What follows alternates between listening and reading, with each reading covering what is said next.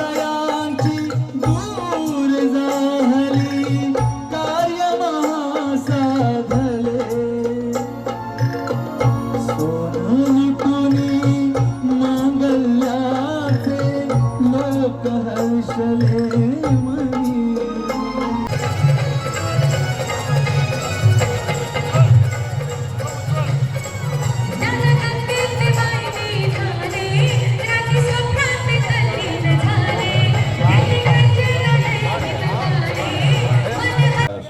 शब्द ऐकण्यासाठी आपण आतुर झालेला आहात ते तुम्हा आम्हा आपणा सर्वांचं लाडकं व्यक्तिमत्व राज्य न्यायमंत्री आदरणीय सन्माननीय रामदासजी आठवले साहेबांचं या ठिकाणी आगमन झालेलं आहे. तर जोरदार टाळ्याने आपण साहेबांचं स्वागत करूया. जोरदार टाळ्या.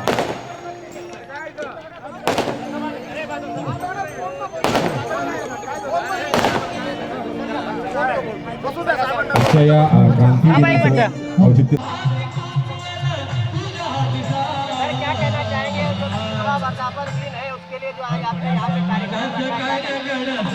निश्चित रूप से बेहद खुशी की बात है कि डॉक्टर बाबा साहब अम्बेडकर का नाम मराठवाड़ा विद्यापीठ को देके अंदाजन 30 साल हो गए। इन 30 साल में लगभग 20 साल पहले की बात है जब एक बहुत बड़ी लड़ाई यहाँ पे निर्माण हुई थी। बाबा साहब ने जो कॉलेज शुरुआत किया उसका आज़ादी के बाद में यूनिवर्सिटी में रूपांतर हुआ और विद्यापीठ में रूपांतर होने के बाद में जब बाबा साहब का नाम दो ऐसा विद्यार्थियों से मांग हुई तो उस मांग को खारिज कर दिया गया और उसके बाद में एक सामाजिक लड़ाई बड़ी निर्माण हुई, एक राजनीतिक लड़ाई निर्माण हुई और उस राजनीतिक लड़ाई में जिस प्रकार से अम्बेडकराइट मूवमेंट के लोगों ने वहाँ पे खड़ा होके बाबा साहब के नाम को न्याय अधिकार कैसे मिले उस पर ध्यान देने का काम किया। उसको कहीं ना कहीं राष्ट्रवादी कांग्रेस पार्टी के माध्यम से या राष्ट्रवादी कांग्रेस पार्टी के जो अध्यक्ष है अभी के शरद पवार जी और वो टाइम के चीफ मिनिस्टर उनके माध्यम से इसको न्याय देने का काम किया गया और उस आंदोलन के सबसे बड़े नेता माननीय रामदास आठवले जी इनके नेतृत्व में ये सब चीज़ें हुई थी। इसलिए दोनों नेताओं को बुला के आज हम लोगों ने जलसा करने का कहीं ना कहीं काम किया। जैसा कि आप युवा हैं, युवाओं को क्या मैसेज देना चाहेंगे? जैसे मराठवाड़ा विद्यापीठ का जो नाम बाबा साहब का जो हुआ उसके लिए डॉक्टर बाबा साहब अम्बेडकर ने ये विद्यापीठ शुरुआत किया था और कोई भी स्कूल कॉलेज या यूनिवर्सिटी स्टार्ट करते तो उसका एक ही मकसद होता है कि बच्चे पढ़े लिखे आगे बढ़े, अपने समाज का नाम रोशन करें, विकसित करें और आने वाले समय में कहीं ना कहीं देश को एक नई दिशा, एक नई उम्मीद और नई एक मुकाम पे ले जाने का काम करे। तो जिस प्रकार से बाबा साहब ने सोच के एक अच्छी सोच के साथ में कॉलेज का विद्यापीठ का नामकरण किया, हम लोगों ने जो बाद में प्रस्ताव रखा और हुआ वो, लेकिन जब निर्माण किया था जो बाबा साहब की सोच थी उसी सोच को आगे बढ़ाए, इतने हम लोगों की ये युवाओं से अपेक्षा है।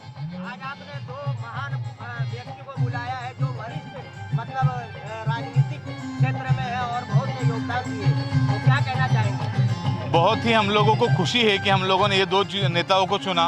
उसमें से एक नेता जो है वो उस समय के चीफ मिनिस्टर थे शरद पवार जी, जिन्होंने अपनी राजकीय सत्ता या चीफ मिनिस्टर पोस्ट से चला जाऊंगा तो भी चलेगा लेकिन बाबा साहब का नाम देके जाऊंगा ऐसा जिन्होंने प्रण लिया था और उन्होंने ऑर्डर की। उसके बाद उनको इस्तीफा देना पड़ा, सरकार से बाहर जाना पड़ा, कांग्रेस की सरकार चली गई, फिर भी उन्होंने वो अपना नामकरण करके ही रहा। एक वो नेता और दूसरे नेता आठवले साहब जिन्होंने उस आंदोलन का सबसे बड़ा नेतृत्व किया था। दलित पैंथर, भारतीय दलित पैंथर के माध्यम से सभी युवाओं को साथ में लेके एक बड़ी लड़ाई लड़ी थी। ये दो नेता आए, निश्चित रूप से खुशी की बात है।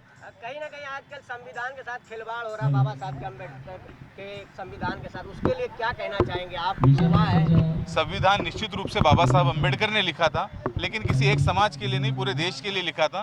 कि पूरे देश के संविधान के साथ जिस प्रकार से खिलवाड़ हो रहा है बड़ा निंदनीय है, दुखद है। लेकिन इस अगर प्रताड़ना को कहीं ना कहीं रोकना है तो अम्बेडकराइट मूवमेंट के विचार ज़्यादा से ज़्यादा हम लोग को फैलाने पड़ेंगे।